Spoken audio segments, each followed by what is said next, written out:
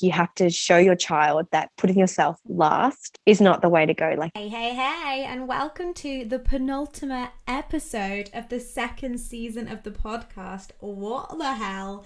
How did we get here? I do not know. For those of you that have made it through this season, thank you for coming to the journey with me.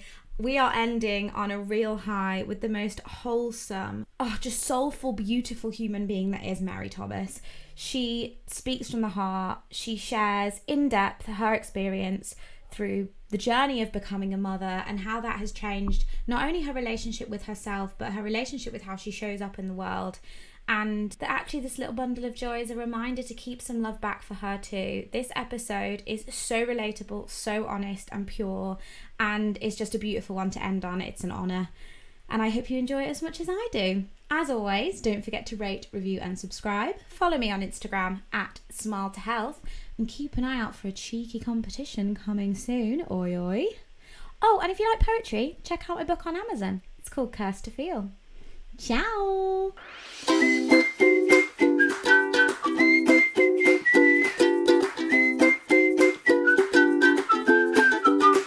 Hey team, and welcome to another episode of Jeans and a Nice Top podcast. And this week we are blessed with the absolute goddess that is Mary Thomas, aka Mary Thomas Wellness. She's a registered nurse, health coach, yoga instructor, YouTuber, and most importantly, mama to the beautiful Polly.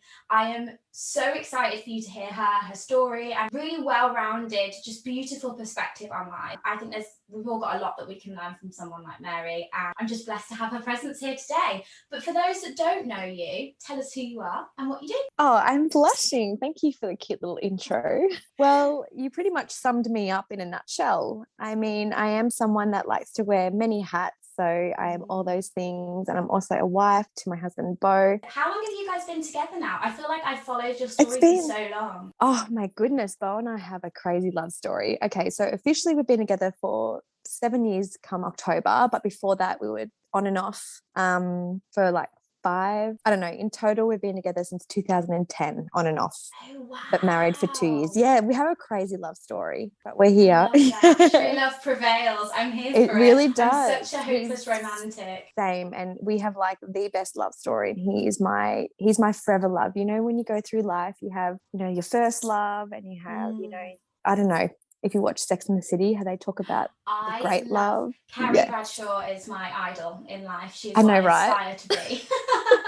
Anyways, he's like my big love. He's my great love. So that's so lovely. Seriously, love is the best. I'm also a stay-at-home mum working online. I have an online business that I help mentor and coach. Women and families who want to work online. And so I just kind of do that on the side as well.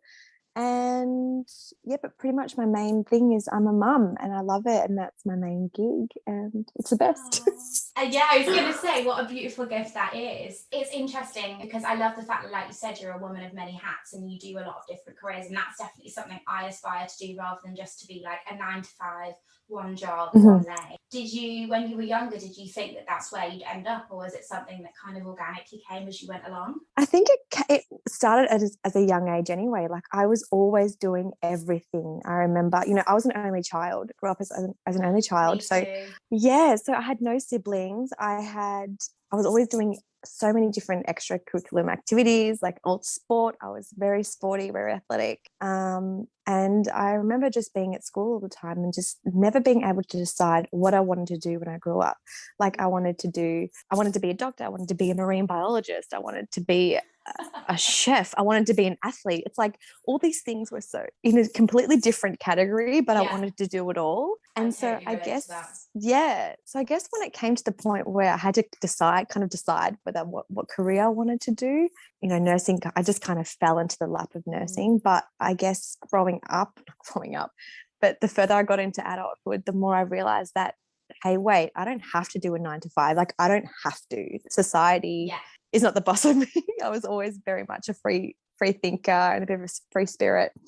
So I decided, just to do what I wanted to do. Like I feel like life is too damn short not to do what makes you happy. You don't have to do 9 to 5. You could do a 9 to 5, but you could also have like a Saturday job, or you could do an after work job. Like there's so many things. Absolutely. And I find as well, like, I think that's such an important message out there, because I mean, don't get me wrong, I've got friends that thrive off a 9 to 5. They love an office environment. They love Yeah, stability totally. and consistency. But I think for people like us who are very creative by nature, like you said, free spirits, it just doesn't work. And I just find that I'm so much happier when I've got multiple streams of income. I'm constantly challenged in lots of different areas. Otherwise, my brain just flatlines, and it's like I can't then consistently stay on like top of my game in that job or that area if I'm not enjoying it. Like you said, I think one of the biggest pieces of advice we should be taken into like adulthood, in inverted commas. I know, it's like adulthood. Literally, like, what is that? Do we grow up? Yeah. I don't think so. Peter Pan syndrome. Yeah, like happiness should be key, right? Yeah, and I totally agree. It's like some people actually do really thrive. Like my husband, he thrives on it. He loves that stability. He loves routine. Whereas I'm a bit more like, meh, I don't want to do that today. I'm going to do this. And yeah, it's the creative types. Like yeah, and I feel like you should just always follow your intuition, and if something's calling you to try it, then do it. Because you did yoga teacher training as well, didn't you? You taught yoga Yeah, for a I while. did. I did that in 2017. I did that in India, actually, because Bo and I, as you mentioned before, we traveled and we were in India for 6 weeks, and I just fell in love with the country, and I just always wanted to do my yoga teacher training there. So I went back there to Rishikesh and did the training there, and I've been a yoga teacher ever since at a cool little studio, actually sort of little studio. It's a huge studio here in Geelong where I live. So I do that, which is really cool. I love it. I've got 2 months left of my yoga teacher training. I'm doing it over 6 months because I decided to do it when COVID happened. So I couldn't do my dream of India or Bali, but I'm doing it with this incredible instructor. And it's like it's a week every month, which is actually probably better for me because I'm always doing a million things. But I didn't realize how much it would offer me as an individual learning how to teach. Like, it's completely transformative because I'm a dancer, but I hate teaching it.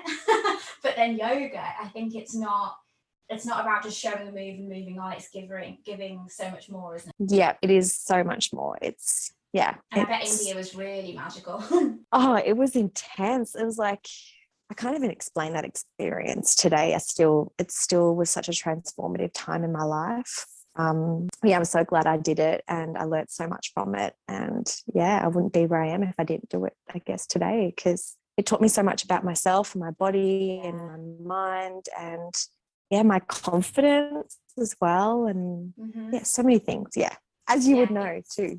It offers so much, darling. So much. It's like all the things. Well, one question that I'm asking everyone this season is, what are 3 things you can't live without in adult life? And everyone's kind of taken this as like a desert island situation. It wasn't how I intended it, but it's kind of where it's gone. So if you're going to be taken to a desert island, what 3 things would you like to take? It can be people, it can be, some people have said like sports, one person said the gym, someone said chocolate, but you only get 3. Okay, 3. Of course, my husband and my baby. I have to choose those 2 because I could not live without them. Yeah. And it'd be water, I guess. Is there water on the island? Yeah, I feel like an ocean's a given. It's a desert? A like desert island, though. So like an island that's in the middle of nowhere. So you're surrounded by the ocean. You can't drink ocean water. No, this is very true. But you can swim in it. Okay, this is getting way too technical. Okay, just if water was there and it was a given, it would be chocolate. So yes. Amazing. Because I'm addicted. Well-rounded. Yeah, me too. Have you got a favourite brand? My favourite chocolate right now would be this one. It's from Aldi. It's called, it comes in a blue packet and it's dark chocolate sea salt flavoured. Do you know it? Whoever came up with this combination of dark chocolate sea salt is the most, I want to know genius. To be their best friend. Yeah. Genius, right? Genius. Like, who would have thought? Who thought this through? I know.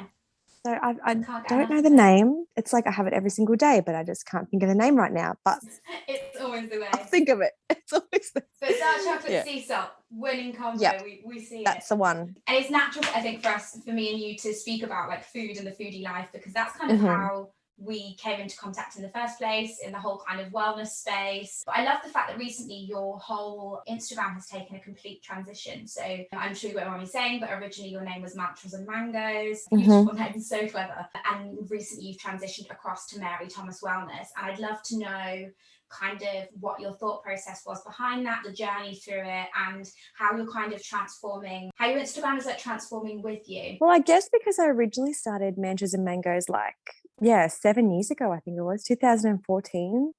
Is that 7 years?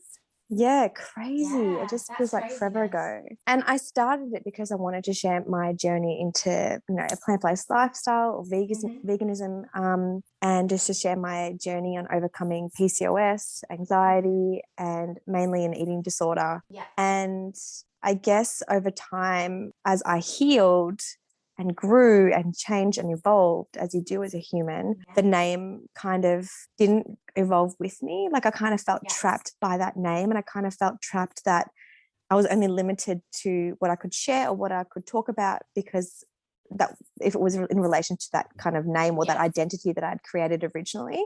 And I guess becoming a mum, I don't know, just changing my whole perspective on so many things in life. I just wanted to change. I just wanted a name that was me, that I was my brand. Obviously, I couldn't choose Mary Thomas because that's like the most common name ever, and everyone is Mary Thomas. So I chose a pillar that was a solid foundation of like my life, which has always been wellness. I feel like wellness is in every single part of my life. It's something that we always strive to find and to do and to be. So I kind of felt like, the transformation from Mantras and Mangoes to Mary Thomas Wellness was just an organic one that came with the evolution of my life and my identity as who I am now. And as a human, we're always changing identities. We're always growing and evolving, because that is the human experience, right? Absolutely. And I just didn't want to be, not that your name defines you, but I feel like I totally understand, because I think on social media it's so interesting, because like you said, it's almost like you're mini celebrities, right? So you create this identity and this idea of who you are, and they associate it with the name and the kind of brand that you've built through these little grids. And it's crazy how much, like you said, like when you go, as you grow up, I went through an absolute like hippie phase where I was always in like really multicolors and baggy trousers and feathers in my hair. And then I went through a bit of a like emo phase where I was wearing band t-shirts, and now I'm like this weird amalgamation of all of these personalities I've adopted over the years. But like that changes all the time. But for some reason, Instagram doesn't hold space for that change and that transition. And you have to almost announce it when you're making that move. But I think you do. it's so hard, oh my goodness. Yeah, you have to literally announce it, everything that you do. And if you do something that's different to what you're known for, it's like people revolt. It's like, what is this? Why are you doing this? This is not what you do. That's not who you are. It's like, dude, I'm a human. I change. If you don't like that, if you don't like what I'm doing, then don't follow me. But there's so much pressure. You can't just do that. It's so hard just to brush it off.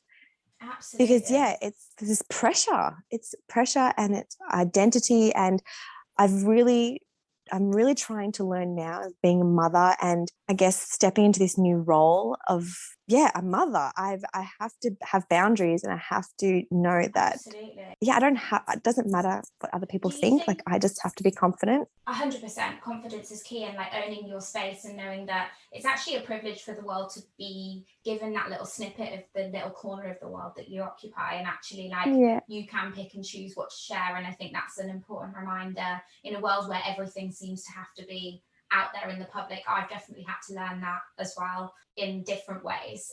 But did you find that your kind of persona online and this brand that you created impacted your initial kind of step into motherhood? It really did, I guess, in a way that I felt a lot of pressure on how I was going to raise Polly with the identity that I had created for myself and the kind of people I associated myself with, like all that kind of stuff, and what I had built my brand on. So I felt a lot of pressure in the way that I was going to raise her and what kind of mother I would be, and becoming a mother is hard enough, let alone being on social media. But I bet Polly's really changed your attitude towards health and wellness in itself. Do you think that she's taught you any, like, what would you say are some of the biggest lessons that you've learned from your gorgeous little girl? Oh, she's taught me so much. I swear children are born to teach us, and we're just there to follow them and go. We're just following them along for the ride. Like she's just amazing. I guess you would know we had a history of eating disorders and that kind of stuff. And she's taught me to love myself unconditionally, because the way that she looks at me and the way that she needs me and wants me is just this love that I'd never thought I'd be worthy of, or I never thought I deserved. And it's just taught me to love myself in a whole new way. And also that I was part of the vegan movement. And I have shifted more of a plant-based lifestyle in the last year or two. Just before I fell pregnant, actually, I started introducing a few different things that were it's just what my body intuitively wanted and needed, I guess. Absolutely. And that was to prepare me for pregnancy and for pregnancy as well. And she just taught me that everyone is different and everyone is unique, and not one thing is going to suit everybody. Absolutely. And it's just taking away that guilt, and that I'm just doing my best. I'm doing what's best for my daughter, or what I think is best for my daughter. And she's teaching me a lot. And boundaries. She's teaching me about boundaries. Yeah, massively. Holy moly, because I sorry. You can't not have them with a child. I know, but I am a type A people pleaser. Like, I am legit. Yeah. Yes, I'll do it. I'll make it work. What works for you? Or like, I'm here for you 24/7. It's like, no, like I can say no. I can assert my boundaries. I can assert my wants and my needs, and I can set a line and set limits and things like that. So yeah, she's taught me that. Oh, and they're endless. They drop all of these little nuggets of gold all of the time, and you're literally like, where did you even come up with that? Or like, how are you doing this? They're like these little philosophers that just like tutor around with no idea, like dribbling on everything, but offering us all of this knowledge and like joy. It's madness. And I'm so fascinated by the idea of like a mother and the mother archetype, because it's not like in my immediate future at the moment, but I have so many people that have always wanted children. It's something that's so important to them and key to their life. My friend also actually just got diagnosed with PCOS, so I'd love to dive deeper into kind of your journey with that, and because I know that there's often a lot of fear around that and conception, and kind of your journey into like pregnancy, your birth story. You share so much online and in such a beautiful, honest way, and I'd love to delve deeper like on the podcast about that. Yeah, sure. So I have always wanted to be a mum. It's like literally the one thing I wanted to do my entire life. Just from a young age. Such a nurturing human. I bet you've always adopted those. Like, were you the mother in the friendship group? I always was. I was, and I was always like, it's so hard to explain. I was always very like motherly and very like, very nurturing, and I'll make just Mother Mary. Mother Mary. So well fitting. Literally. And it's just something I've always wanted to do, and I think it stems from not having my mum around growing up.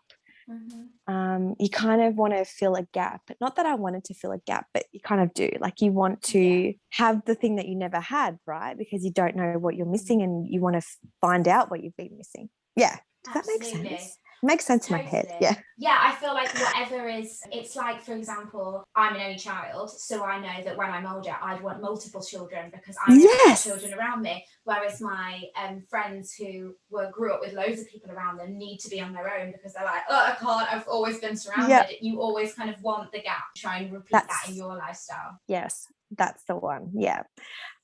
Perfectly said, actually. So I think it was 22 when I got diagnosed with PCOS. I'd had a really irregular period, amenorrhea, like no period at all, acne, weight gain. I'd just gotten off the pill. I wanted to know what was going on, so I went and got some ultrasounds done, and they found cysts on my ovaries, and they diagnosed me with PCOS. So I was absolutely shattered because the doctor literally said to me, she's like, are you in a serious relationship? Like, do you plan on having children soon? Because you should probably have kids sooner than later, because you're going to have lots of trouble having children, or you might need help, or you might not be able to have them at all. So. And that's such a mic drop as well. Because like you said, it's something that's so important to you to then kind of have this. I feel like that sometimes doctors just have no bedside manner. No bedside manner. And you're like, there's a better way to say that. Like, ease me in a little bit, you know? Yeah. like, Rather than giving me and the I'm, worst case scenario. and when 22, I was like going out every weekend. I was like Yeah. into partying. I was into my friend, like, it's that time when your friends. Wasn't even on my horizon to have children anytime soon. So I was like freaking out. And I remember calling my dad and saying like, oh, I don't know if I'll be able to have kids. Like, I'm so sorry, I might not be able to give you grandchildren. Oh, bless But you. so it was really scary. It was kind of like, what just happened? But I didn't let it get to me that much because I was 22 and, I had different priorities then. And I was kind of like, oh, you know what? I'll deal with it when I'm older. I kind of had that kind of attitude. I totally relate to that mindset in that I think there's definitely a difference between your early 20s and your later 20s, because your early 20s are like, sod it, I'll deal with it in like, when I have to.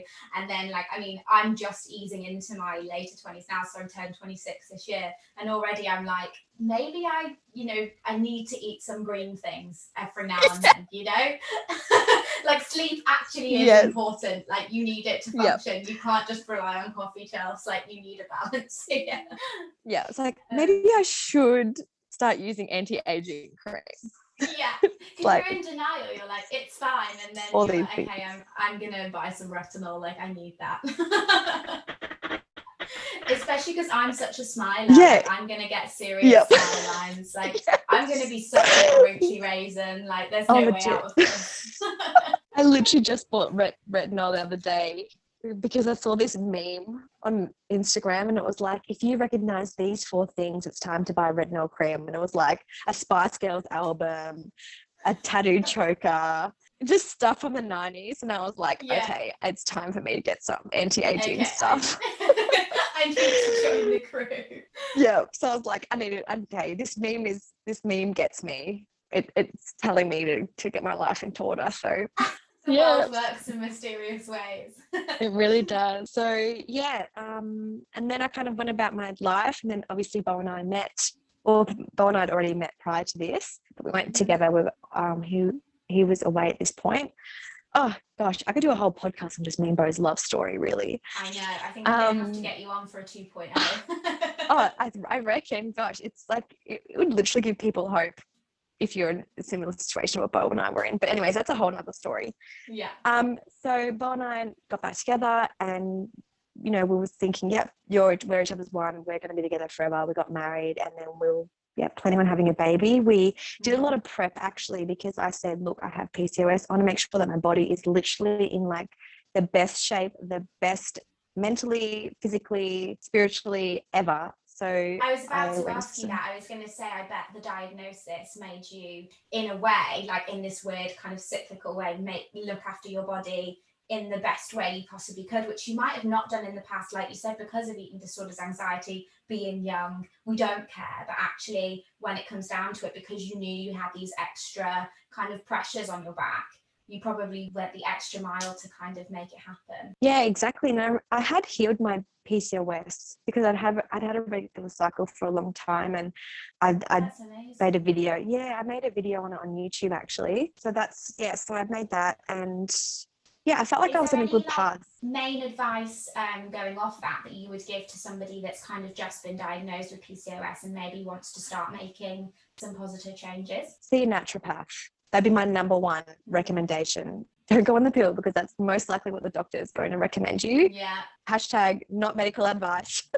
Hashtag I'm not a doctor. Hashtag this is just what worked for me. Yeah, this is just worked for me. Just letting you know, disclaimer, this is what worked for me. Yeah. Go see a naturopath. Go find a naturopath that you get along with really well, that you trust, because they are going to be your rock. Like my naturopath helped me so much in preparation for getting pregnant, because I didn't want to just be like, oh yeah, let's go try and be pregnant tomorrow. Like I didn't want to have that attitude. I wanted to be like, okay, I'm going to do all this prep work, and then when we start trying that, if something does go wrong, if we don't conceive straight away, then we can go from there, because I know I've already ticked all the boxes. Like I've done everything that I possibly can. So it must be my PCOS, or I can go and get help from my doctor. Yeah. It's not something that I could have done because I have done it. That's like preparation. So I took all the supplements. I did minimal exercise. Like I reduced my stress as much as I could. In minimal exercise, I meant as in like I didn't do anything too crazy, like run 20 kilometers and like do high intensity stuff all the time. Yeah, exactly. And obviously from having experience with PCOS, that is not a good thing when you're trying to heal from PCOS. Absolutely. It's crazy the negative impact stress can have on your body. I know one of my friends was working 14-hour days on the regular, and her skin was like grey. She had permanent dark bags under her eyes, like just like her digestion was all thrown off. And the moment she left that job and moved into something that was way more balanced, like everything just started to click into place. And it's crazy because we look for like the perfect diet, the perfect workout routine, and actually if you focus on stress and sleep, like a lot of your problems will be solved just from those alone. Yep. Stress is a killer, literally the silent killer. Yeah, so I didn't want to talk about stress. So I didn't want to go into trying to conceive being stressful about trying to conceive, because it is a stressful thing. Yeah, I was going to say, I think that's one thing that's not spoken about. I think there is so much pressure on, this is what a woman's born to do, you should just be able to do it. And actually, it doesn't work like that. Like some people are very lucky and it just naturally happens. But for a lot of people, it's a process, and that is quite stressful. It is stressful. And my heart goes out to so many people who are trying to conceive, because, it would be awful to have to experience going through that. Absolutely. And I mean, we're very lucky in modern day society that there's so many options and ways to make the kind of magic happen for people. But yeah, it isn't just this like instant snap of the fingers. And like you said, it's the irony is the more stressed you get about it, the harder it is to make it happen. And I didn't want to have that. So so we did, even Bo prepped as well. Bo got some supplements as well from the naturopath, and she gave us some good tips and everything. And so we pretty much followed her advice. We ate really well, we limited alcohol, all that good stuff. And I mentally prepared myself. Like I had to do a lot of therapy, pretty much. I went and saw my doctor. I got a mental health care plan because I needed to, kind of work through my childhood trauma, and and ancestral trauma as well. I didn't want to bring any of that into this pregnancy and pass it on to my child, just like I feel like I'd experienced with my family, my mother. So that was probably one of the biggest challenges that I went through. But we were so lucky. You mentioned that as well, because I think a lot of people don't discuss that, about how cycles are repeated through generations. It's even crazy things like, for example, my nan was really scared of heights. So is my mom, so am I. But it's kind of like a less filtered version down. So like I'm a bit of an adrenaline junkie, but I still have the fear. So I will be really scared just before I do it, but I can make myself do it. Whereas my mom, if she's in like a really high building, she gets really nervous. And it's crazy how much actually does get passed on through the generations. So it's interesting that you say that about the importance of kind of working on you and your identity before you bring in Well, just thinking about your grandma, when she was pregnant with your mum, you were already inside her as well. Well, that's interesting. Explain more. Because when you're pregnant, and you have a girl, your child has all her, like your baby girl has all her eggs in uterine. I have no idea what the scientific terms are, so I would totally buy it. You could say the name of the crisp and I would believe you. I've had a wine, guys, and I am a nurse. I'm embarrassed. I don't know the word.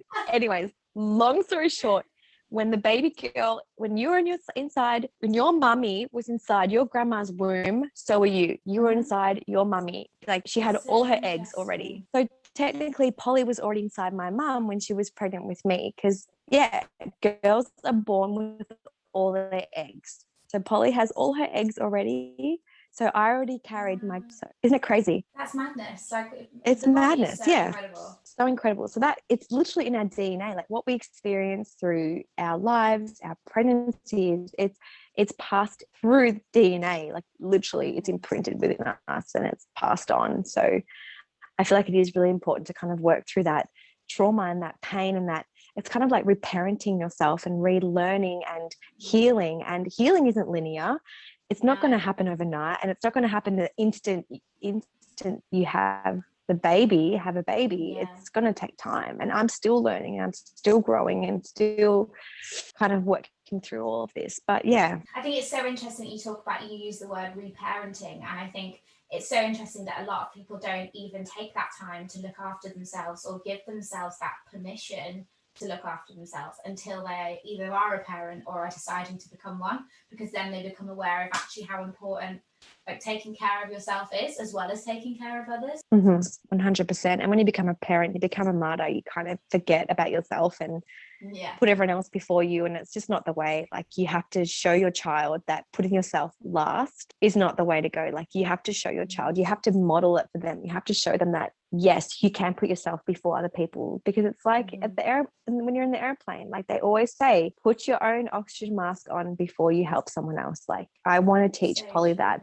I don't want her to seeing me suffer and put everyone else before me, because she's going to grow up and think that, okay, I have to do that. I have to sacrifice my own health and happiness to make sure everyone else is happy around me. It's like, no, I can put myself first as well. And I want her to grow up thinking that, because my whole life, I never put myself first. It was always everybody else. And do you think that that perspective changed like during your pregnancy, that you realised you needed to prioritise you and your needs? Because I know that you've got quite an interesting birthing story in the kind of timeline and everything that went on. And do you think it was during that kind of process that you realised, actually, I need to let go of mantras and mangos. I need to let go of pleasing everyone else and actually go, okay, what's my body doing? What do I need? Yeah, definitely. And I think because it was during lockdowns last year when it was really happening, everything was really happening. And I kind of took the time to, be alone and reflect and just, I don't know, I felt like Polly talked to me a lot. Like, even though I didn't know who she was or whether she was a boy or a girl, even though deep down I knew she was a girl. I just didn't want to admit it to myself in case she came out a boy, but I knew she was a girl. And I just felt this urge to just surrender, I guess, and just let go. I had such high expectations for myself all the time, and the pressure built up over time. Like, when I first started Instagram and social media and YouTube, whatever, I used to post whatever I wanted. I didn't care what people thought about me. And the older I got, the more involved I got into it, the more I started to care, the more perfectionist I became, the more worried about what other people would think of me. I became so worried and so caught up in worrying about what other people would think about me that I forgot my whole purpose of why I was on there sharing my journey anyway. And that turned into like anxiety, even more anxiety being on social media, because I didn't want to post anything. I didn't want to share anything because it wasn't going to be perfect. Yeah. And then the problem is nothing ever will be perfect, because that idea of perfection is unattainable. You never can achieve it. And I think definitely motherhood, perfection doesn't exist. You just have to wing it. Oh my goodness, yes, you have to wing it like every single day. So that kind of... One thing I was going to ask you is, obviously pregnancy is hard enough as it is, but how was that process during lockdown? So after we prepped our bodies for a long time, we thought, let's try. It was a full moon, so we made love and it was beautiful. Of course it was. So much sense. Yes, of course it was a full moon. Do you expect anything else from me? No, it all just lines up for you. I love it. Yeah. And I just knew, like literally later that week, I was like, something feels different. And it was in my nipples. That was super weird and sensitive. And I was like, okay, surely I'm pregnant, but I don't think I am. I won't stress about it. We went away on a little holiday, and I love red wine, as we spoke about before the podcast starts. I literally love it. So I had a couple camping and I just didn't like it. On a holiday, I was like, I can't drink. Like, I can't believe I can't drink red wine. And then a couple of days later, I did a pregnancy test and I was pregnant, and Bo and I just could not believe it. We were just so happy and in shock as well, because Bo was always like, you're not pregnant. You always think you're pregnant. Like, my period's like one day late. I'm like, I'm pregnant. I think it's ingrained, when you're younger, it's the fear of being pregnant. And then when you get older, it's like, oh gosh, am I already? Literally. And then I went through my pregnancy fine. Like, I just had a few issues in the beginning, like really nauseous, and I had really bad bronchitis for like a month. I couldn't breathe and I had a chest infection, but otherwise everything was fine. I can't really complain about my pregnancy. Had a bit of pelvic pain, but just the usual. And then COVID hit, and everyone was kind of in the same boat, like, what the fuck was happening? Like, it's like, what's happening? It was crazy. And then my GP, my doctor that I was doing my pregnancy care with, died by suicide. So that was really sorry. That's so hard, because obviously I've not gone through pregnancy myself. My best friend's a midwife, and I know that there's multiple ways that you can kind of, I don't know if it's slightly different in Australia, but obviously you've got different ways that you can go through the pregnancy process, whether you want like a doula or a midwife, or you have a consistent GP, or you can kind of, That's right. some people it's chopping and changing. So I presume that you had consistently from start to finish the same person, Yeah. kind of support network. That's right. Yeah, I had my GP, and she's the one that helped me through all of my anxiety and that therapy that I worked through prior to conceiving, because I did tell her about my history with my mum and all that kind of stuff. And she's like, yep, let's get you healed. Let's get you working through that stuff before you conceive, because, you know, I want to be there for you and I want you to be in the best headspace. And that's so that was really hard. That, as somebody so like from a very scientific perspective, that she had a much more like naturopathic view, which would definitely be important for people like me and you who, like, you know, that is very important to us. Yeah, so I think what makes a really good GP is someone that can actually resonate with you, because at the end of the day, the GP is working for you. You're not working for them. Yeah. And she resonated with me. Like, she took the time to be like, okay, Mary's really holistic. She's into like holistic health. She's more alternative. I know she's a nurse, but she's on both sides. Like, she likes Western medicine, but she's also on the alternative side. And when I had to go on an anti-anxiety medication, she actually found one that had like natural components that was made from St. John's wort. So she actually took the time to be like, this is the one I want you to be on, because this will suit you more in terms of your ethos and your ethics and things like that. So she was amazing. I just loved her, adored her so much. And, you know, I worked with her as well as a, you know, we will call it. She was like your big companion through the process, especially during and COVID she was like a motherly figure to me as well, even though she had 3, you know, teenage children. And I don't know, it's hard to explain. She was like, a fun auntie, and I can't explain it. She was just beautiful, and that was really horrible. And I've worked a lot through it. You know, if I would have told you this story 3 months ago, I'd be, you know, an absolute mess. But I've learned how to talk about it a bit better and process it. And it's so hard as well, because you would have been in such an emotionally vulnerable place during your pregnancy. To have to go through a trauma like that is really hard. And it's so hard. The hormones, you cannot control it, and being pregnant, like, you have to have stability. You have to have a constant. You have to have the trust. And I had a doula, which was amazing. I had her consistently throughout the whole pregnancy. She couldn't give me any medical advice. She couldn't tell me what to do. And then I had to go to the pregnancy care clinic at the hospital. So I had a different doctor every single week, and I ended up being a semi-high risk pregnancy, because they were worried Polly was too small, that she wasn't growing, and that they were going to induce me because they thought that if I was to go any longer, Polly, I don't know, all these things. And I just had no trust in anyone. I didn't trust anything they were saying. I was like, it was literally going to one ear and out the other, because I was like, you know, when you just don't care what anyone else says because you actually don't trust them. I kind of felt that, like, because I had, you know, when you're grieving, I was grieving as well, because you have that anger. And I know that I feel awful saying this, but it's part of the grieving process, that, like, I kept thinking, like, how dare she leave me alone? How dare she leave me to do this on my own and not help me with my baby? But it's like, that sounds so selfish, because, you know, she had 3 children, and I just feel like, how can I be so upset? It didn't feel fair. But that's grief. At the time you're trying to, grief doesn't make sense. It's a really complicated process. It's because although you're sad, to process that sadness, that anger comes in, because it's frustration that can't like manifest itself. And so you would be angry feeling left, because pregnancy is such a complicated time anyway. And there's, even though you have, like, I presume that you probably had a birth plan in mind, and I can imagine that it probably wasn't what you had in mind at all in the end. And, you know, like you said, that consistency is so important. So I'm not surprised that you felt angry and frustrated. And I definitely have that deep-rooted distrust of the medical system, just because of my own personal journey through it, from eating disorders and mental health. So I can totally relate with where you're coming from in that perspective. So how was the latter half of the pregnancy, obviously, after you had to change doctors, etc.? So it was, like you said, it was frustrating. It was just like, you know, and being a nurse, they knew I was a nurse. I kind of felt like I was still spoken to in ways that was like, I don't know.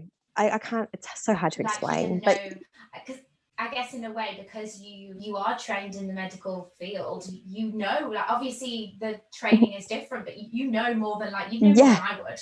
I'd go in there complete blank slate, no idea. I'd have to read books, but you already have that level of understanding and intelligence. So I guess it's really frustrating for you if somebody then speaks to you as if you don't mansplain. Yeah. And it's not only that, they were like not telling me things. It's like, hey, I'm right here. I understand what you're saying. Can you just tell me, say it how it is? Like, say it to me straight. I'd rather you be honest with me than say it in a way that you think I don't understand, but I do understand because I'm a nurse. Hello, I'm right here. Like, I literally know what you're saying. Literally. And I guess it was my own, how can I say this? What's that saying where it was like being a nurse and knowing too much was my strength and my own weakness. Like it was because I knew too much. I can't. Sword. Yes, exactly. That's double-edged sword. It's like I kind of knew too much, but I knew too much so that I didn't surrender. Like I tried to be too much in control. I lacked trust. I didn't want anyone to tell me what to do, but I also wanted someone to tell me what to do. It was kind of like this whole, looking back now, it was just like crazy. I just can't believe what was going through my head. Like I was just so lost. And I thought I'd done all the prep. I thought I did a hypnobirthing course. I listened to hypno tracks every single night. The whole entire birth, I was the calmest person you would ever see in your whole entire life.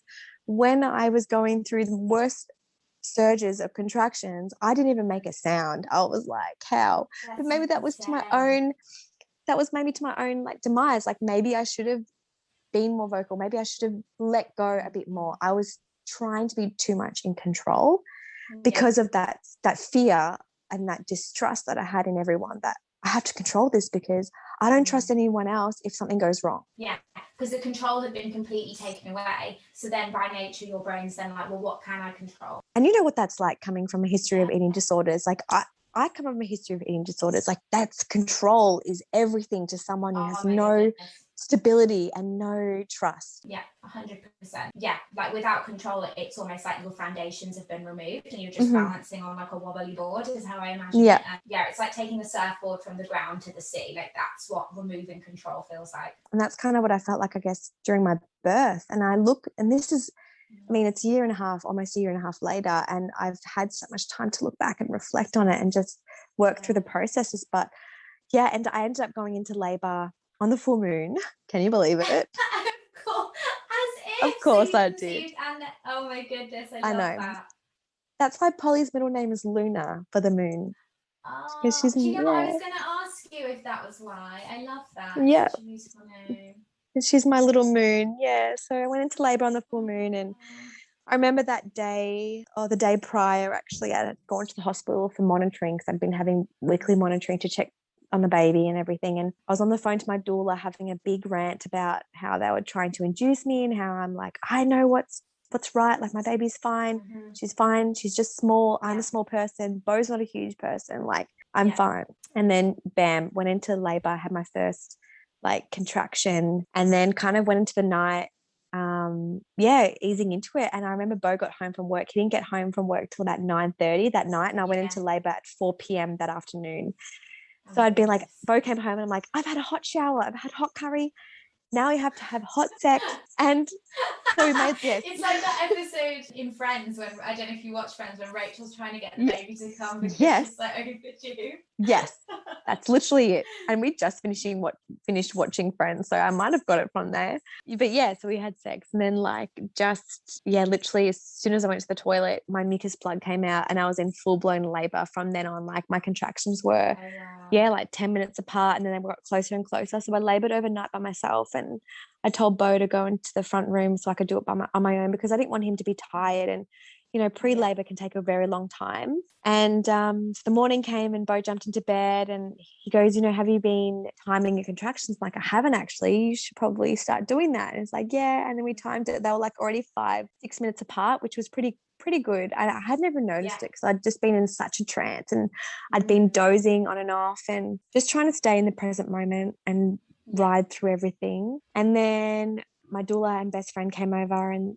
bought some supplies, and then we did the massaging and the oils and the bouncy ball and affirmations and praying and all that kind of stuff. We did all the good stuff at home, and felt like I wanted to cry so much. Like I just remember we were in our bedroom here and I just wanted to cry, and I just didn't let myself cry. I was like, no, you're not crying. you're about to have a baby, you're not allowed to cry. Like I just remember having all this control over like not allowed to have emotions. And so we Do you decided think that that was because, again, like we said before, you were trying to create some kind of strength and consistency and Mhm. stability when everything kind of felt a bit chaotic? Because I know when I'm in moments of extreme heightened emotion, for example, it's not the same at all, but my boyfriend recently broke up with me over the phone, and it was completely out of the blue. It was horrible. And my instinct is to, like, I can feel the emotion like well up, but my instinct is just to suppress, and I Mhm. just shut down, because I'm like, no, you're not, I'm controlling this, you're not having that, Mhm. you're not having that power over me to know that I'm hurting, like I'm not allowing you to. And it's crazy, isn't it, how like the need to feel like you've got this sometimes is Yeah. actually probably not the best thing, because then that those tears will need to come out eventually. First of all, I want to say I'm so sorry. And second, what a jerk for breaking up with you over the phone. What is this? do you know 2000, the year what 2000. Oh my God. he's a doctor as well, the irony. Oh, the irony. Oh, goodness. Well, Yeah, we moved. It was like, gosh, like 2 months ago now. So, hot girl summer is a thing. I'm living my best life. good on It you. still hurts. My heart still No. hurts, but if I'm a big believer that the universe brings people into our lives for a reason, and he was clearly just meant to come in to teach me something, and I need to do more And move self-work before the on. right person comes in. That's my Yep. my perspective. But yeah, there we go. Maybe he'll listen to this. I hope you feel shit Yes. about yourself. You Oh, dumbass. goodness. Yes. My goodness. Can't believe people are still breaking up with people over the phone. Oh, honestly, grow up. Oh, Just say it to my grow up. face. Yeah. I did actually make him meet me in person and say it to my face, because I was like, I'd rather hurt twice, and you have to see what you are doing and understand and actually have to deal with your behaviors and know they're not okay, than to just get good on away with a you. quick phone call like nothing's wrong. Like, I'm not having that. I respect myself more to know that I deserve for you, in a weird way, I deserve to know that you're hurting too. Like, it wasn't just a one-sided easy get out. Do you know what I mean? Good on you. So proud of you. Oh, thank you. Yeah. So Wine where also were we? helps. Yeah. Oh, wine definitely helps. It definitely helps. That, yeah, like you were saying, it was like the control in me. I knew I wasn't going to be giving birth at home. Thought about a home birth at one point, but I was like, no way. Like, I am too much of a control freak. Yeah. I think worst case scenario, that's just who I am. That's my personality. It's type A. I've always been like that. And I hate it if something was to go wrong, and I would forever blame myself. Went to the hospital, and I love people who do have home births. And this is no way against people that have home births. I think it's amazing. But honestly, I just feel like you do what feels good for you. Like, it's your baby, your birth. It's so personal. Yeah, exactly. So personal. Everyone's different. If in an ideal world, I'd love to have a home birth and whatnot. But yeah, that's just not my story. So we got to the hospital, we set up the room, and we got the fairy lights and the salt lamps, and we hung up my affirmation cards, and I bought a pillow from home. I was in my dressing gown, like everything was cozy, everything was great. And the midwife for the afternoon came on. I actually had two midwives. I had a student midwife and a midwife, and they're like, oh, let's check to see how far dilated you are. And I didn't really want to get that many checks. I had it in my head that I was like, nope, I'm not having any checks. Like, I was super, I don't know. I had all these things that I was like, what was I thinking? It was never going to happen. I like to be told things. I like to know what's happening. Like, literally, details are my thing. I don't know if this is you, but I like to know every single word that has been said in a conversation. I like to know, what, like, I just like details. I'm like, give me all the things. It's why I do this podcast. I literally get to find out the juicy gossip every day. I know, I didn't want to say it, but yeah, I love gossip. But it's a way of life. It's a way of life. Who we are. I just, but in like a good way. Like, I like to know details. Like, if Bo goes out with his friends, I'm like, what'd you talk about? Yeah. It is. It's like, and I feel like it's human design. It's human nature to want to know about each other, to learn from each other, and to, like, that's how culture evolved, and that's how, like, stories get passed on, and so many cool things. So she checked me, and I was 4 centimeters, and I was like, oh yeah, this is good. She's like, yeah, this is really good. I've been going on for about 24 hours at this point. Oh wow. So labor for 24 Hardcore. hours. Yeah, hardcore. 24 hours, 4 centimeters. I was like, okay, a bit slow. But she's like, you know what? It's your first baby. Takes a bit longer sometimes. Like, just keep doing you, stay active. And I was walking around. Unfortunately, I couldn't have a birth pool or anything like that because it was banned in the hospital because of COVID. But just walked around and I had Bo like doing pressure points and massaging, things like that. But I didn't have any pain relief. And I remember it was like 6 p.m. and a doctor came in. And the whole time I was in there, they had to have a monitor on me, on my belly, to check Polly's heart rate and my contractions because I was classified not high risk, but they were worried about the baby.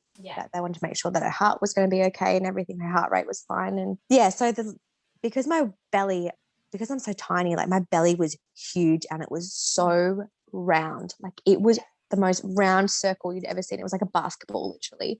And they couldn't hold the monitor on like they couldn't sit the monitor flush against my belly.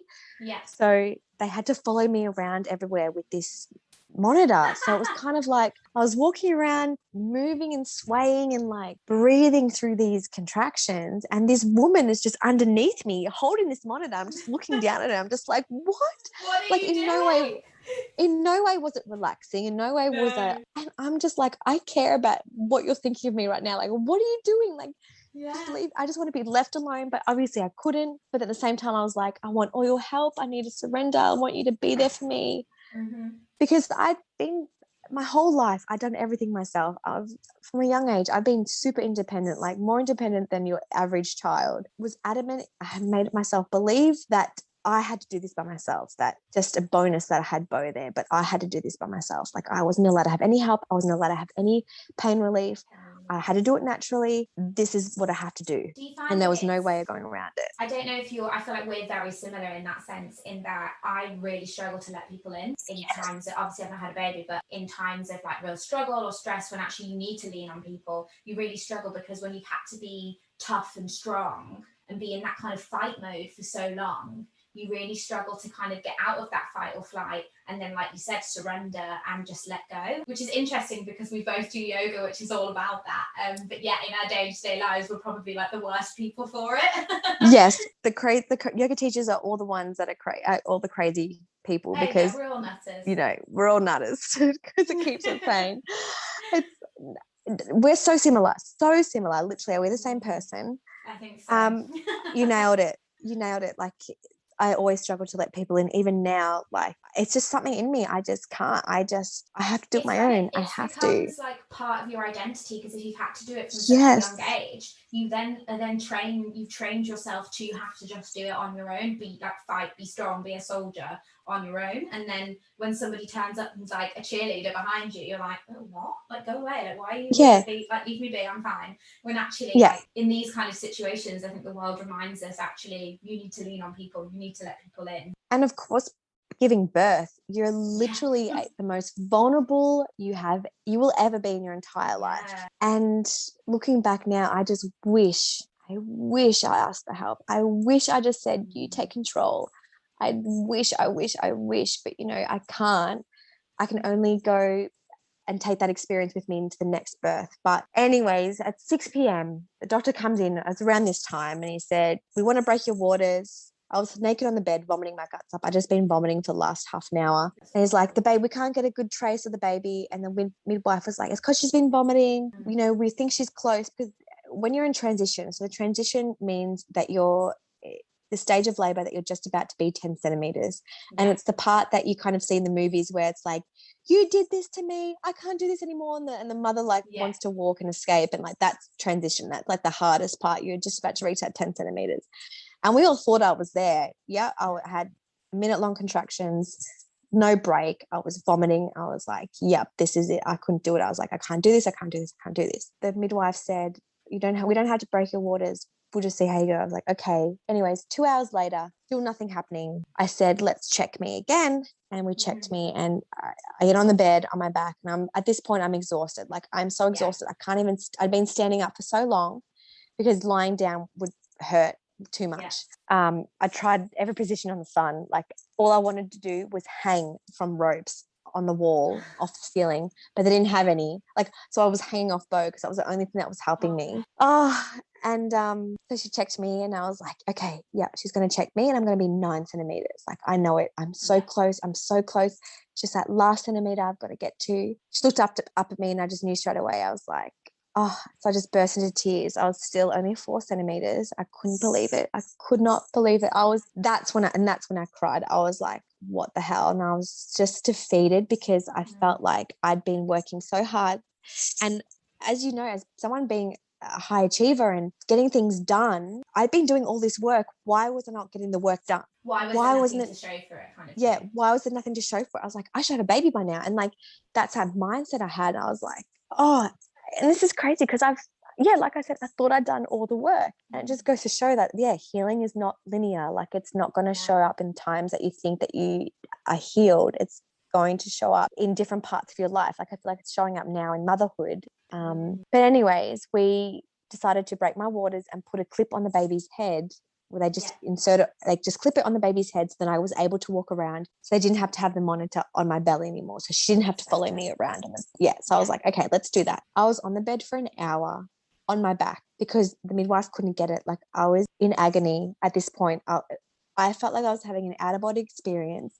I was looking down at my body. It was like The Exorcist. I was just on the bed. I was like, couldn't control myself.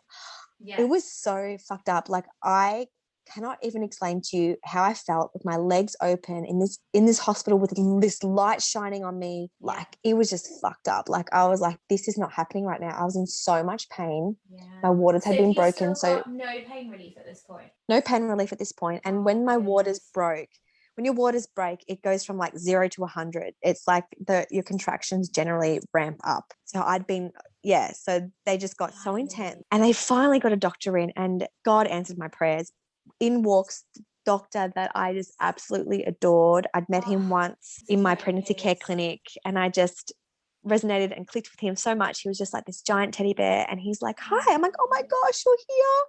Thank you. I want to cry, but I'm so invested in this story. But the relief I just felt when you said that, I was like, oh my goodness. You have no idea. It's just like, it was literally a sign from God. It was like, yes, you're here to deliver my baby. All is okay. Like, thank you. And so he walked in, I'm on the bed, clip on the head straight away. He said, stand up, get up. I was like, oh, thank the Lord. Like, I was like, oh, thank goodness. Like, I could stand up, and this relief was like, and then this whole time our doula was actually on the screen on the iPad. We had her on, I think, Zoom or Skype or something. And she was, with us the whole time. So we were all just like, she was all encouraging me. The doctor was encouraging me. Bo was great the whole time. I'm like, okay, you can do this. Let's get you to 10 centimeters. You can walk around now. You can go to the shower now. Like, let's go to the shower. I get into the shower. And by this point, I'm like, the hypnobirthing is almost out the window. I'm to the point where I cannot control my breathing anymore. I start to kind of panic, and I get in the shower and I'm like, I think I need an epidural, bro. I think I need an epidural. It's like, no.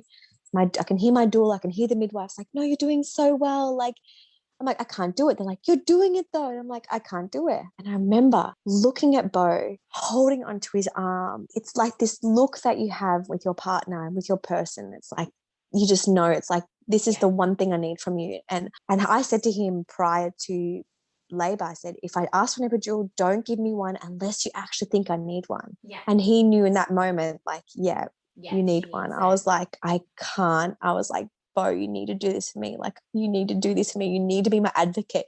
You need to tell them that I need this epidural.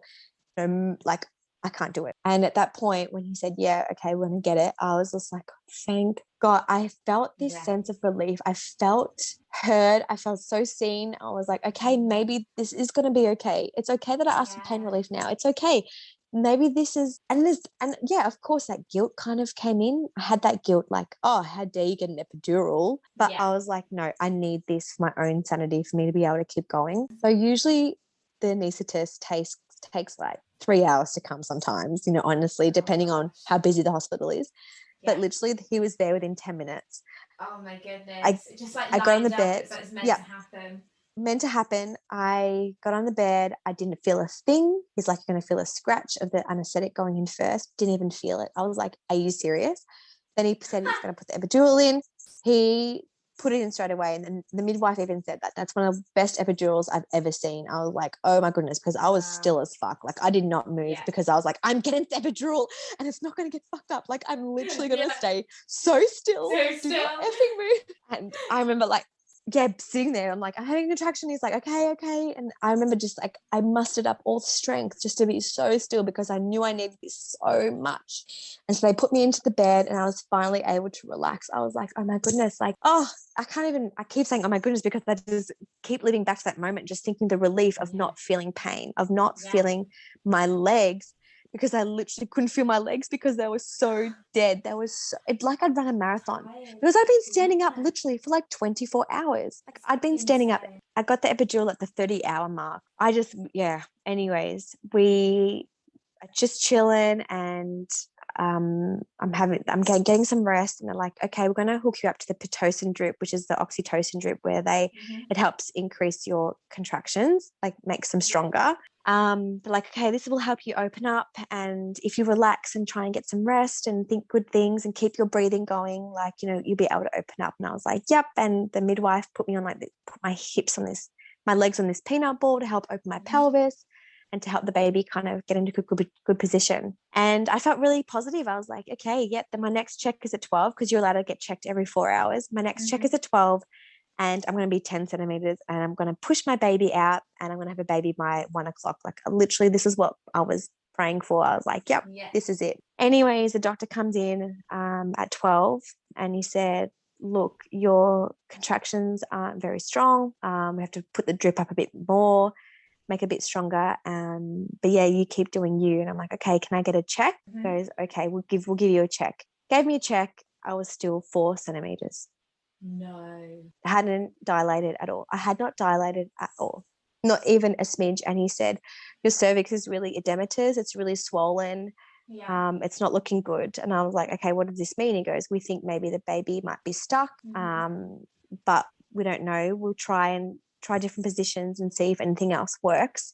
Because the baby might be in like a different position, like its head, its body, like it might just take a little bit of maneuvering to get it. Yeah. Anyways, it was about 2 a.m. in the morning, and they've been coming in and out, I've been trying to rest, like checking my drip, checking my epidural, checking all these things. And I the whole time on the monitor, I could hear the baby's heartbeat, just doot, doot, doot, doot, doot, doot. Like I just hear it. And I could hear just doot, doot, doot, doot, doot, doot, doot, doot, doot, doot. And I was like, what? Did the baby's heart just stop? And then it happened again. Doot, doot, doot, doot. I was okay. So terrifying because I hadn't heard that. I'd always heard that. Everyone had heard consistency. And at that moment, I just knew something wasn't right. Something was not right. And I pressed the buzzer, and before I even knew it, like the midwife was in, the doctor was in, and they're like, look, the baby is distressed. The baby's heart's stopping. Like, we need to get this baby out now. And it's looking like we have to have an emergency cesarean. I could hear her. I could hear Polly, the baby. And she said to me, she's like, Mummy, I can't do this. I can't do this anymore. Like, she literally spoke to me. I don't know whether it was my mind, whether it was really her. But I feel like it was really her. And she told me, it was like this connection that we had, this innate connection. It's like, okay, she's had enough. She literally needs my help now to get her out, and we're going to need it. She's going to need me to let go of any expectations, any plan that I had, and just surrender to this moment, that this was the way that she was going to come into the world. And I could never forgive myself if I let my ego get into the way of her being here safely, because I wanted a natural birth, or what didn't want a C-section, or what didn't want epidural. Like, who gives a fuck at the end of the day? I had a really shitty, traumatic kind of experience, the whole kind of pregnancy, the birth, my past. At the end of the day, I do want a safe baby. That's ultimate goal here, is to have a safe, healthy baby in my arms. Is about all that matters. Human. They wheeled me off to the theatre room, for the emergency C-section, and it was actually quite beautiful. I wasn't really as scared as I thought I would be. And I remember they were playing our playlist in the theatre, and the surgeon was there, like the doctor that came in and that I really loved and like adored. He was there doing the surgery, pulling Polly out, and The anaesthetists were amazing. They were like up in my head, like putting lip gloss on me and like putting water drops in my mouth, because I was like, I've got a really dry mouth. They're like, you're not allowed to have any water, but I can give you a drop. And I was like, okay. Yeah. Okay. And Bo was there holding my hand, and they were just talking me all through it. And they were like, you know, you're gonna have a healthy, safe baby soon. This was all meant to be. This is just the way she was supposed to come in. And I was like, what? Anyways, they're like, okay, Yeah. she's about to come out. You're gonna feel some pressure and some pulling. And I'm like, what? That was the weirdest feeling I've ever felt in my life. I was gonna say, I can And imagine it must have felt so bizarre. yeah, so bizarre, because I'm like, they're literally cutting seven layers of my body right now, and I can't feel a thing, but I can feel them pulling. It kind of felt special because I could feel them pulling out my babies. So I kind of feel like I had that kind of connection, that I could still feel that part. Like I could still feel her leaving my body, even if it wasn't in the way that I imagined. Yeah. So they got her out, and they said, Bo, you can do the call. And Bo's like, I can't see. And they're like, he's like, oh, it's a girl. I'm like, oh, it's a girl. Oh, the relief you must have felt after that whole process. Oh, and she was the most perfect baby in the whole entire world. And I just was instantly in love and in shock and in awe and in complete confusion. Like, what just happened? Yeah. Oh, and yeah, that was it. And then they stitched me up and they took her away. Like, she got to be with me for a little bit and latch onto my breast, and that was really lovely. And then Bo and her went off to the recovery room while I was getting stitched up. And I remember just laying there thinking, like, I could die right now, or what the hell just happened? Like, I was thinking the most irrational thoughts. Like, literally, you're lying there in a theater room all by yourself with the surgeon stitching you up, talking medical jargon, and you're just thinking, like, what just happened? And I reflected, like, 36 hours. I felt every single emotion under the sun, just to end up here. And of course, what if goes through your head 100 times. I guess this was my birth story, and that was the way it was supposed to happen. And what a transformative process. Like, I bet now, like, no matter how, because I think the nature of like mental health and just life and being a mother, it, you know, you get days where everything is just too much. And I think now you can probably have this, like, although at the time it was so chaotic and traumatic and so much going on, now you can look back at that whole process and go, wow, like, I did that. Like, I made that happen. Like, so do you know what? Like, having 4 hours sleep and having to look after a little human and manage life and work and cooking and everything else, I can do that because I did that. Yeah, 100%. It's like, holy crap, I can't believe that, that I did it, that we got there in the end. Yeah, insane. Your relationship with yourself completely changed after you gave birth because of what your body proved it was able to do, and then also having to, like you said, release control and know that that's okay. I think it goes back to the fact that my body didn't do what it was supposed to do. Yeah. Right? Someone always having control over her body, and her body being so capable of doing so many things. Of, when I had an eating disorder, I was able to lose lots of weight, or binge eating disorder, I was able to gain lots of weight, or I can do the split, I can do a handstand. Yeah. My body was always doing what I wanted it to do because I had control over my body. But then this one thing that we are in, I guess we're supposed to do it as a woman. My body didn't do it. My body didn't do the one thing that I was supposed to do as a woman, as a mother, was to give birth to my baby. That was hard for me to deal with because I felt so much guilt for months after, because, they found out that she was posterior. So she was stuck. She was the wrong way. And her head was also like brow presentation. So she was kind of like, she had her chin up. So yeah, she was trying to come chin first. Something like that. Brow first, not head first, brow first. Like she was trying to she was diving out the wrong way. Geronimo. Yeah. And she was backwards. So I found out that she was stuck. So it wasn't my fault. It's just one of those things that happen. I'm so grateful for Western medicine and for modern medicine that, if I hadn't had ability to have a C-section, we'd both be dead. It's madness. Like, I'm so thankful for that. But yeah, I guess it was really hard for me to come to terms with the fact that I had a C-section because I couldn't hold my baby properly. I couldn't do like the proper skin on skin that I wanted to do. I couldn't bend and twist. And I don't know, I just felt like I just felt guilty. Because, like I said, my body could always do everything I wanted to do. But the one time that I felt like it was the most natural thing for me to hold my baby in this certain way, I couldn't do it because my body was scarred. You had to completely let go of this idea of what it had to be, and you instead had to just trust that the way it had happened was the way it was meant to be. And I can't beat myself up over it anymore. And I know Absolutely that not. doesn't define me. And I guess learning and growing over the last few years is that your experiences, yeah, they shape you, but they don't define you. Like I'm not defined by this experience. I'm not the mother that had the C-section. No. I experienced the C-section, but Yeah. I am not the mum that had a C-section. Does that make sense? Yeah, 100%. It's like the same as you shouldn't be defined, by like any form of classification of whether you're like, you shouldn't be defined by your age, you shouldn't be defined by your hair color, your job, or anything like that. It doesn't matter. I interviewed a guest a while ago about how like divorce is often quite defining. People feel like they have to admit it, like it's some kind of absolutely awful personality trait. And actually, it's not. It's just like the way the world works. Like, you don't have any control over that. What happens in the moment happens. And actually, what matters, like you said, is this beautiful baby girl that you've brought into the world and how you raise her, not how you brought her in. Like, it doesn't matter. She's here. She was coming. It's about what you do now she's here. Exactly. It's how I raise her. You're 100% right. And it's how I love her and all that good stuff. So I'm so amazed by you, because I think you just have you're so honest with what you share, but also it makes me laugh, like moments in between when, even though you're going through this like horrific process at the time, like you're in so much pain and everything's going on, all you were caring about was like, is your hubby okay? Is your like baby okay? It's like you're worried about everyone else and you're the one that's going through the chaos. Pretty much it. That's the people pleaser in me. I was kind of like thinking to my husband. I even said to my husband before we went into the C-section, I was like, have you had something to eat? Make sure you have something to eat. Like, have you had a drink?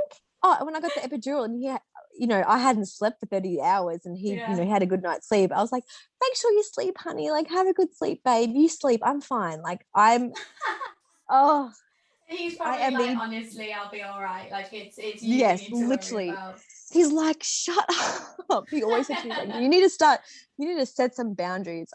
So yes, I need to work on my boundaries and I need to stop being a people pleaser. But motherhood is definitely teaching me to set those boundaries and not be a people pleaser, because you don't have I don't see people out there. Yeah, I don't have time. I really don't have time to be a people pleaser because it's so exhausting, because I just say yes to everything and I can't. Yeah, it's not possible. It's not humanly. I'm exactly the same. It's something I'm having to learn, like slowly but surely, that actually there is power in saying no. That you don't have to do every single thing all the time. It's okay. Like, people aren't going to hate you. You're not going to miss out because you decided to say no. Yeah, it's JOMO, the joy of missing out. It's just as beautiful as FOMO. Like, I love that, JOMO. I've not heard of that before. I'm going to start using that. It's good, isn't it? Yeah, I love it. And I actually read a quote the other day that was about how, like, so we talk about like gratitude, and I feel like sometimes we're so self-aware, sometimes you can be too self-aware. And actually, I think the greatest form of gratitude is taking care of yourself, because if you don't take care of this vessel that you're like here and you're existing in, that enables you to have all of these things, these connections, these people, these experiences that you're grateful for, then that gratitude doesn't kind of transcend. Does that make sense? You have to be grateful for you and the self-care and looking after you in order for the rest of it to fall into place. Yeah, and I feel like that self-care equals self-love. Like you said, it comes back around. Like, how can you expect to love yourself when you don't take care of yourself? And 100%. You need to show gratitude to yourself. Yeah. 100%. I'm so for it. It's definitely something I'm now having to learn in a slightly different way to you, but still. I've got to be a mother to myself before I can be a mother to a little human I bring into the world later down the line. And regardless, like, whether you're a mother or not, anyone can relate to birth stories, I feel like, because it's a journey. I listened to so many birth stories before I was even pregnant, because I would just found them so fascinating, because I was like, wow, like, it's a complete transformation. How did you kind of reclaim that connection with yourself and learn to trust people once you brought Polly into the world? Or was Polly part of that process?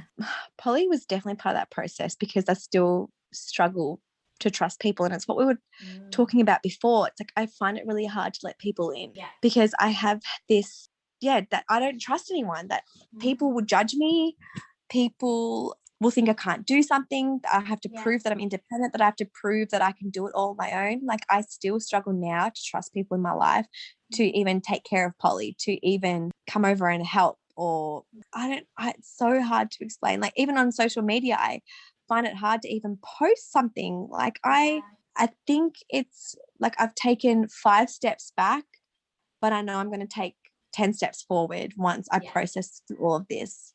That's what birth and I guess being a mother has kind of done in that kind of journey, done for that part of my journey with trusting that, it's just taken me a little bit backwards because I have this perfect, beautiful little human that I am responsible for, that I love so much that I literally would die if anything happened to her. I have to protect her, and how can I trust anyone with her? And I don't know if that's almost like she's like the missing piece that you needed in order to fully heal and learn how to do that. That's why we take these steps back, because sometimes we were going the wrong way. And actually the world, like I think I'm a big believer, like if we're going down the wrong path and we're ignoring all these signs and gut instinct and all these things going on, sometimes the world pulls us back to go, you were actually meant to turn left, not right. Like I'm pushing you on the right way. I love that. That's so true. And I think she is. And every day I'm getting more comfortable, and I'm learning how to let people in and trust people, because it's not that I don't trust people. It's just that it's hard to explain. It's so hard to explain. Like I trust people, of course, but then I don't. It's that thing, you like have trust to an extent, but then kind of the natural like need for control and like consistency takes over, and you don't kind of want to let anybody else kind of interfere in that process. Yes. Yeah. But I'm working through a lot of that. You know, I'm going to start seeing a psychologist again and work through, because it's part of my anxiety, I think, as well. I was quite lucky I didn't get any postpartum anxiety or depression, but I think the anxiety still is there from obviously pre-pregnancy and from a young age. It's kind of something I'm still working through. But yeah, Polly's definitely helping me. Like she's just, like I said at the start of the podcast, like she's teaching me more than I'm teaching her. She's here. Children are here to teach us. I have such high expectations. And she's teaching me that, dude, you're human. Like, you gotta let that shit go. Oh. Yeah, 100%. And it's when you let it go that actually you're able to achieve stuff, because sometimes you need to get out of your own way in order to push forward. I think is the biggest thing. As a fellow perfectionist, I feel you. And that links in very well to my final question for you, which I'm going to make it like a dual question, so you can go which way you want with this. But the best advice you've ever been given in like a life perspective, and then also the best advice you would give to somebody that's maybe going through pregnancy, having a baby soon, going through perfectionism. The best advice. Now, I've had a while to think about this, and I honestly still can't think of anything. It's so hard. Honestly, you can just recite an Instagram quote. I won't care. No, okay. This might sound super lame, but Dr. Seuss, right? I've always loved this quote. Be who you are and say what you feel, because those who mind don't matter and those who matter don't mind. I love that quote. I've actually got that written in a card. Somebody wrote that in a card. How good is it? I kept it. Like, I love the whole concept of, those who mind don't matter, those who matter don't mind. Wow. Yeah, that. I like that. And I feel like I try to always remind myself that, but it's so hard because, we care as humans, we always, we care too much as human nature. Yeah. But that's a good one. And Dr. Seuss is always down for some good life advice. So and true. Also another bit of life advice, clean your kitchen before bed. I know when I was in my early 20s, clean the kitchen was the worst thing I could ever think of, like doing the dishes before bed and wiping the benches and tidying it up. But no, like taking the time to actually clean the kitchen, do the dishes, wipe the benches. When I wake up in the morning and I see clean kitchen, it like literally makes my day. If I have left a messy kitchen, especially now with a toddler, like I wake up in the morning and I'm like, I want to cry, because I'm like, I can't believe I didn't clean the kitchen last night, because now I have to do the dishes, I have to wipe the benches with a toddler screaming, wanting food. I'm like, nah, clean the kitchen before bed. And I started doing this, I think, just in my like late 20s when Beau and I started living together, because Beau is a Virgo and he's super perfectionist, loves to be very clean and organized, where I'm a bit of a, I don't mind a bit of mess. I'm just like, oh, whatever, it's all right, it's just one dish.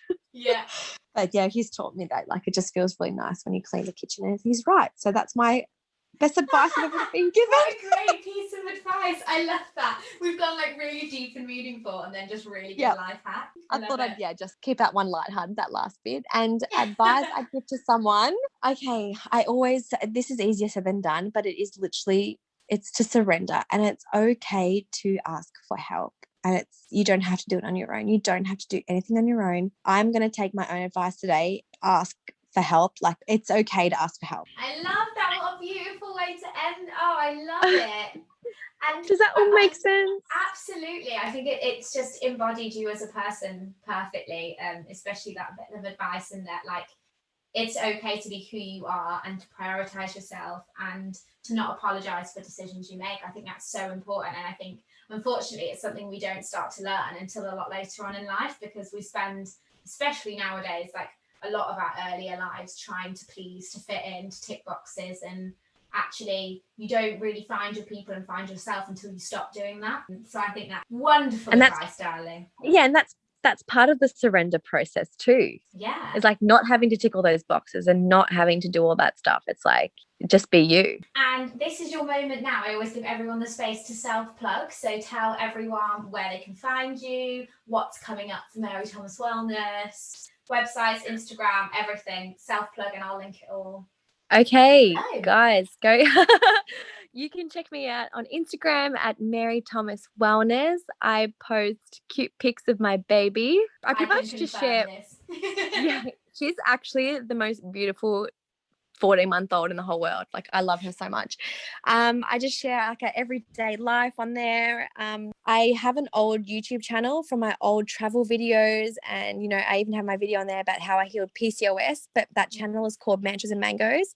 I haven't changed that because I wanted to actually keep my YouTube as that, because I'm not actually going to be creating any more videos going forward. Yeah. Well, for now. And my website is marythomaswellness.com. And yeah, I think what's coming from Mary Thomas Wellness is just, I think, being more unapologetically me. Yes. Is that the word? Yeah, that's totally the word, and I'm here for it. And I'm just, because I have literally wasted the last 2 years being so caught up in what I think I should be posting and not posting what I feel like I need to, and having that perfectionist mindset. Oh my gosh, I'm going on a tangent again. I'm really sorry. I should just be plugging myself. Apologize. I love this. Justifying everything. Everyone does it, don't worry. Does, guys. Yeah, so that's what's coming. I'm just going to post more about Polly and I. Bo and I are going to be trying some other babies soon, so I'll be sharing that kind of journey. So exciting. I didn't share that. Yeah, so I didn't share that last time, but I feel like I want to this time. I want to share more about what I'm doing to prepare for conception. Yeah. I'm going to share more of that, and just share more of just life in general, and just stop caring what people think. Yes. Absolute mic drop. I'm here for it. You are just an angel. Thank you so much for having me. Seriously. It feels welcome. like I've just spoken to my best friend. Yay, that's exactly what I wanted. Yeah. Bye. Have a good day. Bye.